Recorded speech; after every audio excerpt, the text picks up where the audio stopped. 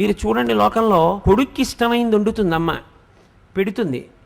వాడు మళ్ళీ మారడగలేదనుకోండి, ఏం తెగులు, ఇంత కష్టపడి ఉంటే ఎందుకు వేసుకోవు అందో.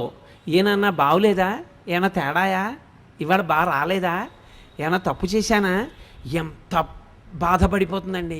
రెండో మాట వాడు వేసుకు తినలేదని, నువ్వు తినలేదే, ఏం తినొచ్చావా ఏమన్నా అని ముందు అందో. ఎరా రెండో మాట వేసుకోలేదు, బాగులేదా ఇవాళ అంటుంది. అది అమ్మ అంటే. అందుకే అమ్మ సౌందర్యలహరి. ఆమె ఆఖరి ఊపిరి పర్యంతము ఎప్పుడూ నీకు క్షేమాన్నే కోరుతుంది. తల్లికి తండ్రికి ఉన్న చిన్న తేడా కారణం చేత తల్లికి పెద్ద స్థానం ఇచ్చారు. తండ్రి సమానుడు, నేను తక్కువ కాదని కానీ, తండ్రి పనికి మాలిన వాడని కానీ, తల్లితో సమానుడు కాదని కానీ నేను ఎక్కడా మాట్లాడటం లేదని మీరు గుర్తుపెట్టుకోవాల్సి ఉంటుంది.